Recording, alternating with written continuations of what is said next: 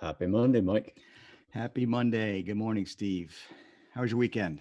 Weekend was good, man. Weekend was good. Got a chance to down tools, relax, take in some TV, some interesting TV that, well, I say TV, Netflix, Amazon What'd you Prime. watch? But I wanted to completely switch off, and I wanted my brain to relax. And for me, stupid comedy is like Yes, the go-to resource.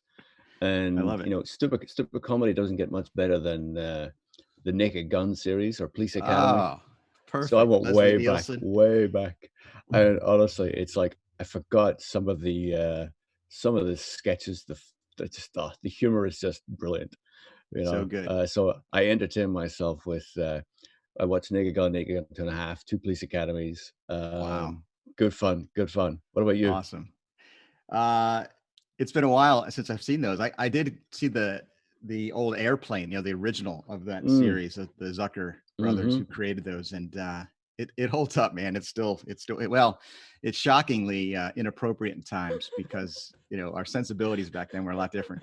No, I took your advice this weekend, and I was stumbling around trying to turn my brain off Saturday, and you mentioned last week that you like to watch movies you've seen a bunch of times so you can just Yeah. tune in and tune out, doze off, and come back right where you are. I found a movie, I used to watch it all the time, probably an early 90s movie. Remember the John Grisham films, the Firm, with Mm-hmm. Tom Cruise? Was one of his Yeah. first ones where Cruise is a lawyer in Memphis, and it's he finds out something's wrong. A couple of the other lawyers are have been mysteriously disappearing, and it was pretty cool to revisit that movie because he was so young. Tom Cruise, although he looks the same practically today, it was pretty much a movie I remember watching again and again early in my career. Not that I ever was going to be a lawyer, but it was one of those movies that I really found fascinating. So yeah, that kind of TV is necessary these days as we're processing all that's going on. Because then I kind of reconnected last night and this morning with what's going on with the news and the latest with our situation, the pandemic, and how it's going to affect our workplaces. And lots to talk about today. Here we Yeah. are, No, March lots. 30th, 3 weeks into working from home, 3 weeks into really a brave new world, right? Yeah, no, absolutely. And Governor Cuomo basically told everybody else we got at least until April 15th. The president mentioned April 30th. So we'll Yep. see. We'll Extended see the where we end up. guidelines. Yeah, I think we just have to assume that it's going to be like this for the foreseeable future. And it is what it is, and we do what we have to do. How did And that news as hit you? How did you process it when you said, okay, another month um, at least? I never really I expected it, to be honest. I've got my mindset that this is going to be for a duration. It's going to be for a term. It is going to be a while. I think when you know that, you're able to then assess it, understand it. And while the governor, president, and health authorities are trying to be as positive and give people a time horizon that isn't too hard to deal with. I think that's what they're looking to achieve, right? Yeah. But yeah, I think this is going to be a while. I think the social distancing is going to have to be maintained for a long period of time. I don't know how long that will be. I mean, you think about it, Florida hasn't really started to feel the effects of it, right? You've got other states that really haven't, although some are starting. And as it moves through the country, will there be a second wave thereafter? Who knows, right? We just don't know. So, as I Yeah, said, I think we balance out each other pretty well because I'm the optimist. I'm the cup is half full.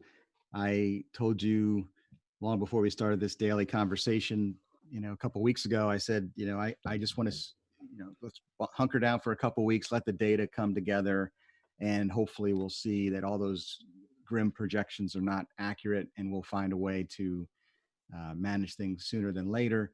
And then as the data comes together, and here we are, and again, I'm still not able to process all the data. It used to be, where is the data? There isn't any data. And now there's too much data for a guy like me to process. So I'm just leaning on the experts, Dr. Fauci and yeah, others who are telling us what the data means, and they know what they're talking about. And when you hear a report like yesterday, it could hit you pretty hard when you're a positive, optimistic guy. But at the same time, it just puts me in a mindset of we need to shift our expectations and begin to prepare our community, those in our workplaces, to be in it for the long haul, as you said, and continue to be hopeful, continue to be prayerful that our scientists and our health experts will find, remedies, cures, treatments, therapies. There's some really interesting stuff with the antibodies, and we won't Mm, get into it here. It's not our expertise, but I'm optimistic still that innovation and the ingenuity of the American community will come together and find ways to short circuit some of the worst case scenarios. But you're right; it's time to kind of reconcile our minds to the fact that we're in this for the long run. Have you just read that article? Two people have sent me this article. I'm sure you've seen it, from Harvard Business Review, about grief, about this feeling that feeling you have is grief. Have you seen that yet? I'll share I it with have you yet to after see this. that. I've yet to see it. Um, Yeah. what does it say? That discomfort you're feeling is grief. HBR. This is last week, and a couple people have sent this to me. And really, that's kind of the thing that we as humans have to remember. This situation is it's something that we have to kind of let go of those hopes and dreams and kind of expectations of getting back to normalcy, grieve that loss. It is a grieving process, right? And then start to heal ourselves and prepare for what that new normal might be, and also just be prepared to help each other through the immediate future, these next few weeks and months. I No, mean, how it's are you interesting. I mean, feeling I in that haven't. regard? I'd be curious to know. I definitely don't feel like I'm grieving. Adjusting, yeah, of course, right? Us human beings are fantastic at adapting, right? That's what we're really, really good at. We're also really, really good at finding solutions to problems that are put in front of us. And the innovation that you see these various doctors that you were mentioning there, the things that we're trying, the drugs, the therapies, the different ways to do things, that's all part of it. But I don't feel like I'm grieving. Do you? A little bit, in the sense that the Okay. loss of normalcy, the loss of things that, Mm, and I think we have to remember this for our employees. Our yeah, employees are in different yeah, circumstances, and other people in our nation, in the workplace and beyond, are losing. Some are literally losing their family members to this disease. It's horrible, and many of us may have to face that. But even broader, people are losing their routines. They're losing their escapes. They're losing their ability to connect with others. I think that's what we have to remember. We're creatures of connection, of human connection, and there's going to be some serious challenges as we are so distanced for so long. If we don't make purposeful plans and strategies to get together, to connect and confront these things head on, the mental health impact of this, the well-being impact of this is going to be dramatic. So empathizing with those around us who maybe are not in the position like you and I. We talked about this a little last week, that we can work from home, we can do most of what we do remotely, and many in our knowledge worker industries can do that, and we can plan for the future and plan for the getting back to the built environment. But many service providers, many companies, small businesses are losing their livelihoods, and it will never be the same. Retail and hospitality. So I think of all those folks. I think of but in simple terms, I mean the loss of some plans, family members planning weddings, yeah, people yeah, planning baby showers, people expecting to have a baby, and the most yeah. joyful time Mm. of their existence as humans is all of a sudden disrupted. So I think we are now facing this collective need to grieve those losses, but also find hope and help each other navigate it, just like we would have if we lost a friend or a family member to death. Because that was the article, and when you read it, it compares. There's different types of grief. There's the Mhm, anticipatory grief of we mhm. all eventually are going to die. So if you think into the future really far, you'll have to face that. But really, it's that other grief of loss of things, routines, the family vacations. We had a huge trip planned to Disney World coming up, and I'm still, again, in my mind, hopeful, optimistic that somehow we'll make that work. But the reality is, we most likely will have to postpone that. But those are minor inconveniences in many ways, but they Mhm. all do kind of have a collective uh, impact on our mental well-being. No, and don't make, I hope I didn't come across as downplaying the emotions, or there's definitely not a lack of empathy from where I'm coming from. But is yeah, I feel the loss. But again, it's also as well, it's that mental state of this is how it is. This is the way the situation is. How do we know where we are? What is it we have to do to not survive but thrive in this current status, right? What do we have to do as individuals, as a social gathering, an industry? What are those things that we need to be thinking about, and then finding the positives, innovation within that. Yeah, did you But catch up yeah. on any, speaking of that, did you said you're going to use the weekend to catch up on some webinars or some industry specific content, but it sounds like you turned your brain off a little bit, which I'm Oh, glad no, to hear. I didn't. Yeah, no, I did a little bit of work, but not much to be Good, honest. good. Yeah, no, it was good to switch off. It was, got some runs in, so cleared the air. But yeah, so one thing I did pick up though was, I don't know if you read, the CEO, co-founder of Convene, Ryan Oh, Simonetti, Ryan. basically Yeah. put out his post, which was great. What basically where he is. I've got the words he used because I think he was very careful in the wordings. Yeah. Proactively offering full rental relief for all workplace customers until local shelter-in-place orders are lifted.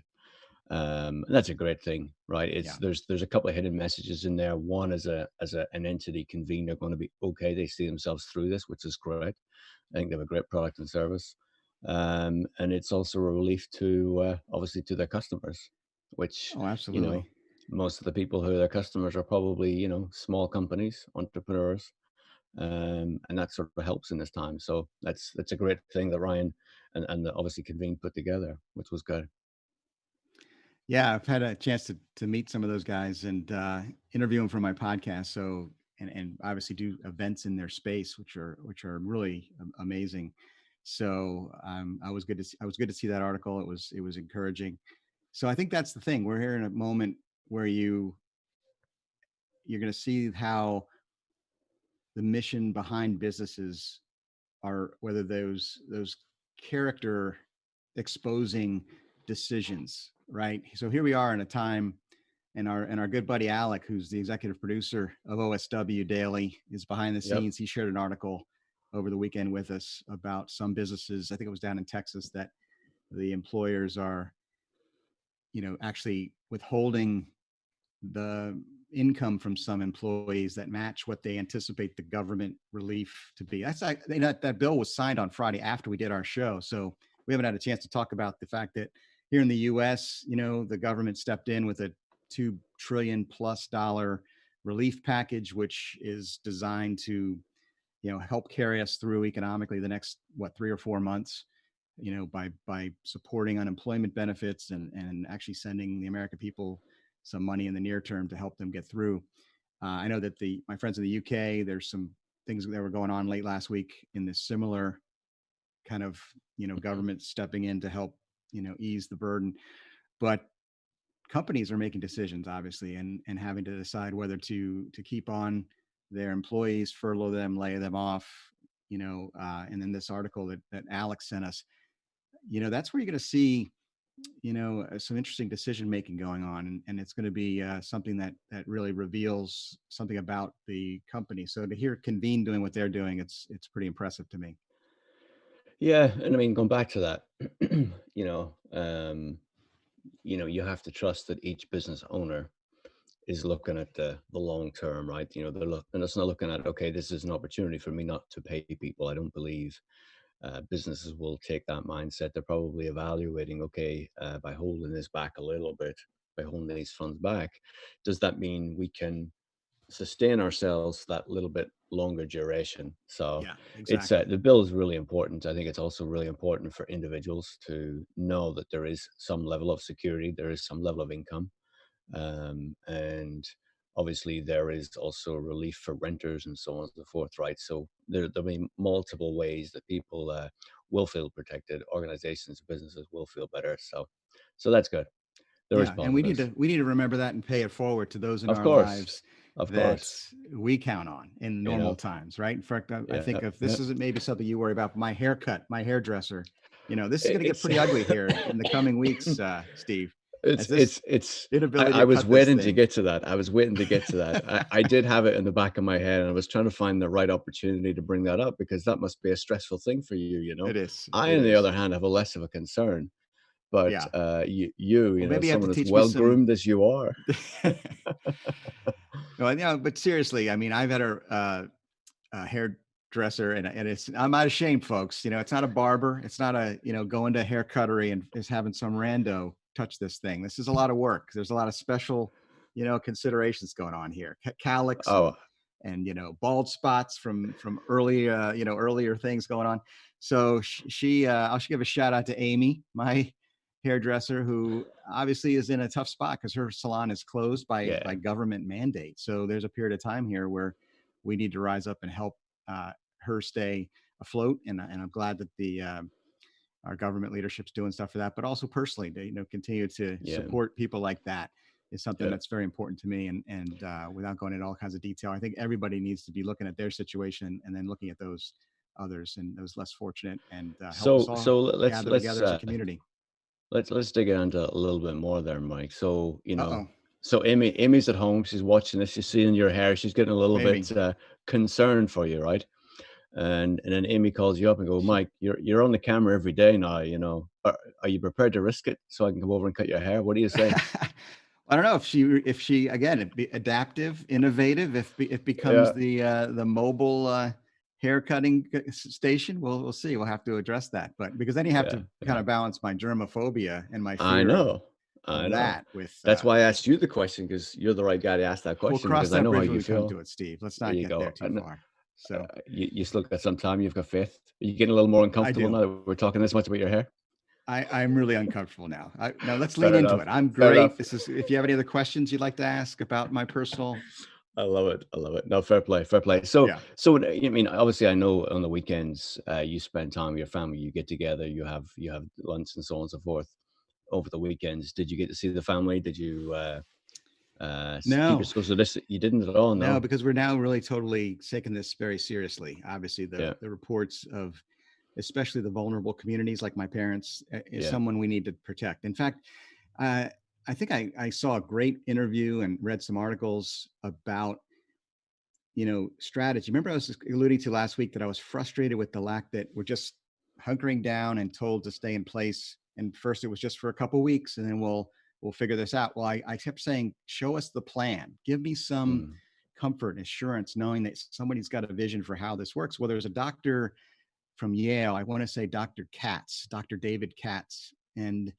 he's out there writing articles about this and saying that he's a data driven guy, right? Which I love because in the workplace we're data driven. We look at the statistics about space utilization. We make decisions about how to use our spaces and using those tools to make decisions, right? So I knew that data was coming in. We had a lot more data from Italy and other parts of the world, China, who have already been through a little further along than we are. Let's analyze that data and make decisions. Well, that's what Dr. Katz was saying. And again, I don't have all the answers and he didn't, but he was basically saying that, we can look strategically at the data, who is most vulnerable to this, who is not.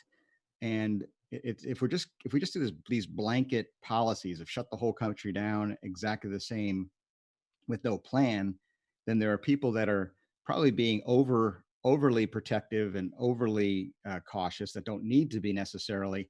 And there's the vulnerable who are underprotected. We're not doing enough for folks like my parents. We need to have, he was rattling off, we need to have plans in place to deliver food to them with by people who we know have already are immune or have tested negative. We have to have tests that tell us where people are and then be able to make decisions about how they can move about as opposed to just guessing. So I guess that's the thing I'm most looking for now is more details. And I think the mm, president's task force, when they made the announcement about April 30th, said they'd come out tomorrow, Tuesday, with some information, more details behind what drove that decision and what they expect to have happen. So tell me that yes, things are being strained in New York with supplies, but we've got 3M producing X million N95 face masks and they'll be there on Thursday or whatever it is. Just share that with the American people to give us some hope and optimism that this thing's being managed as opposed to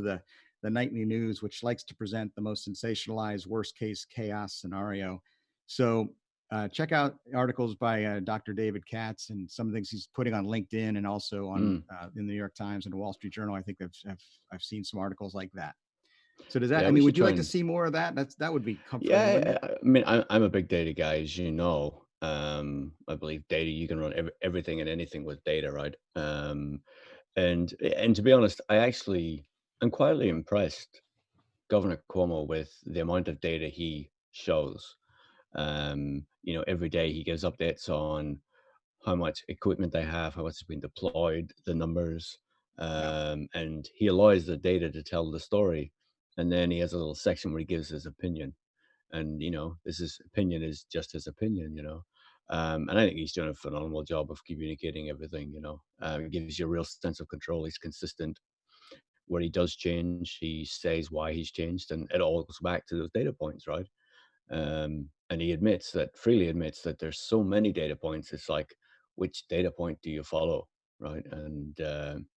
But I think the more information, I think we're crying out for information on this. I think some of the newscasters, to your point, they want to sensationalize, they want to show the dire side of it. I think they could ask better to questions spur at times. action. Yeah, They're ask trying better to spur questions. Just action. yeah, yeah, yeah. Where rather you've got these folks coming on to be interviewed, and you almost feel like the people are trying to do the right thing by communicating to the public, but then these newscasters are trying to ask questions that will intended to trip them up and hurt them, where Yeah, actually they're trying to do a good service. I've seen that a lot more. I actually turned the news off this morning because I just got frustrated with the people who was asking the question. You've got all these good people yeah, who are working hard. They're trying to communicate and they're trying to provide information, and these newscasters are just trying to set them up, trip them up, which is a little unfortunate. But anyway, going back to the point of data, yeah. absolutely, it's key. It's key. And then communication, Uh, like you said, Governor Cuomo is doing a good job. He's a great communicator, obviously a great leader in mm, that regard. So he is, but then he's caught up in that political side of this thing where he feels like he's anticipating the worst case. He's got to be prepared for the worst case. So right. therefore he needs to raise alarms that may be, overblown, but it's like, I need all this stuff in case I can't be caught off guard. So that's, we need to find a way to, come together and put the politics aside and really kind of, and I don't know how to do this. I know there's people that are in charge that are hopefully smarter than me. I keep saying, but we need to demand this of our leaders, whether it's in our government or in the workplace, is communicate to us. What is the plan? And I know they don't have all the answers. And I think those that can be vulnerable, here's another kind of plot twist. You know, Brene Brown, are you familiar with Brene Brown? Uh, you probably wouldn't. You're a tough guy. Got that cool, facade going, Steve. But vulnerability is her thing. She did a TED talk about a decade ago on shame and vulnerability, and she blew up. She's a researcher out of Houston, Texas. And I just started reading more of her stuff over the last couple of years. Some of my podcast guests turned me on to her materials, and I just happen to agree with it. It's like the courage. Real courage is shown when you're vulnerable. Real courage is shown when you're willing to say, hey, I don't have all the answers, but here's a leader who's a courageous leader can do that. And the military is using this technique, and other corporate leaders are using these techniques of vulnerability and being honest. It used to be the old school of, I've got everything under control, and I'm going to tell you what to do, and I'm going to be really wrong, but I'm never going to admit being wrong. That type of leadership model has to go out the window, and it's got to be now. We're out of control. We don't know all the answers. We're doing our best based on the data we have. So true leaders in this time of crisis are going to be those that can admit that and then say, here's the reason why I'm asking you of this decision we're going to make, whether it's in our government or in our corporation. So organizations, communication, vulnerability, honesty, transparency, the things that we value here on this, daily chat, that I value, is something that I hope our leaders will embrace. No, no, for sure, for sure. And when you talk about that fear and pushing through that fear, right, that vulnerability, you take all those frontline workers, right? And yeah, we've got the first responders, but then we've got everyone who's, in the store, stacking shelves, people who are Mm, ringing people up, absolutely. Next US to Postal healthcare workers. Service, Yeah, you they're know, the ones that are most Amazon, Amazon vulnerable. deliveries. Yeah. Where Yep. would we be without those folks? They don't get they're probably not getting the attention that they deserve. I know there is one or two organizations have provided additional compensation for those who actually are, there stocking shelves and at the counters, and measures been put in place to help protect those folks. But, every day they wake up and they have to consciously make a decision. They have to know the vulnerability of the position they're in, and then they have to push through the fear of what could potentially be. So I Yeah. think it's a very apt point and observation you noted there. um, Those One are the thing I don't heroes, man. know. The healthcare workers are Yeah. the heroes. We shouted them out last week. Claps for carers, and we got to remember the folks that you said doing all that frontline work and exposing themselves. So, as we go through this, our supplies that we acquired are procured before everything sort of went into lockdown. Is there anything you're missing at the moment? Is there like you sit down to watch a movie and you go, "Oh, I'd love to have this. I'd love to have that." Are you there It, yet? Not yet, not yet. We again very fortunate to have, and we're not completely locked down here. We're able to go to the grocery store. We're able to go to Home Depot just to grab some mulch and just, social distance and care, but Yeah. just grab some Yeah. stuff. So my wife was able to work in the yard this weekend. But that may happen where we're locked down. You know, I do worry about some of that imbalance because so many people hoarded toilet paper and paper goods, and that may hit us. But again, minor inconveniences compared to those people we were just Yeah. talking about. So I'm Yeah. not concerned personally for my immediate family, but I think, and I still am optimistic and hopeful that this situation, this crisis, this pandemic will bring out the best. And I'm already seeing, and we continue to see Oh, for sure. For evidence of sure. that. Oh my goodness. Humans, beings caring for one another and working together. And I am glad. I'll give the news credit, even though I criticize them a lot, to highlight some of those stories of people, you know, doing what they're doing, delivering food to schools and you know, uh, delivering groceries to older folks that are really locked down. That is always super inspiring to me, and I hope to continue to see that. I'm sure we will. And again, it's a matter of that mind shift, that mindset of yeah, this is a bummer. It's inconvenient to be stuck at home, and it's inconvenient to not be able to do the things I used to be able to do. But it's almost as do you buy into the war analogy, this war against the virus? It's almost like, yes, if in other times we were at war, and we've been at war even in this country, where we're a very small percentage of our military, we're dealing with these issues of loved ones being away and not being around when a baby is born, or not being around to see their kids graduate. Well, now we're all facing it, right? Our graduations are canceled, and babies are going to be born in the coming months where the family can't be there. Weddings are going to be canceled, or just, put in a very difficult situation. But if we have that wartime mentality of these are the sacrifices necessary to get us through, Mm. then we'll get through. And I think that's what I'm most hopeful for. Yeah, there's a lot of people who are in, you know, I know people who are expecting babies, and it's the thought of the father not being in that room is scary for people. Yeah. It's also a thing I think every father wants to go through. But in New York, thankfully, Governor Cuomo actually pushed through an executive order that says for each childbirth, one other person can be in the room. So that's good, and I'm sure other states will follow. So that's positive. And Yeah. I think it's recognized that there are some things that are just too big, too momentous, that we have to find workarounds, and I think that's one of them. So I think as a society, we will push through, and we will find Yeah. solutions. And as workplace And leaders, in the coming days, I want to get more into these. And again, we got plenty of time, it seems, plenty of time, plenty to of work time. these things out. But I've been reading some really smart people in our industry who I admire, recommend, and we'll make those recommendations. We'll figure out a way to do that in the chat, or in the comments, or in the description. Links to some of these great resources, because Yeah. it's overwhelming. There's so many invitations to webinars and invitations to this article or that. I think we're past the whole wave of work from home articles and work from Well, home tips. I've seen. I don't know if you've seen, but I've noticed a uptick in social media asking for no more podcast, work from home podcasts, or work from home Yeah, webinars, or work from home whatever. yeah, I think everyone's maxed out on all of that. But I agree. what I do want to get into over the next while is, one of the great things about having open source workplace and work from home insider, those two websites, is you get to see the trends, you get to see what people are searching for, what people are looking for. So it'll be good to sort of dig into some of those to sort of understand the Yeah. psychology of what people are going through. Yeah, so the next couple of days, the next weeks or so, we can actually dig into some of that, and it'll be Yeah, tap interesting to into hear your some of your data. I'll opinions. tap into Yep, mine from my yep, Workplace Innovator live stream. I have a lot of questions that yeah, have come in there. I'd love to ask you those questions. yeah. And looking ahead, this Wednesday at noon Eastern time, Workplace Innovator Interactive live stream, noon Eastern every week.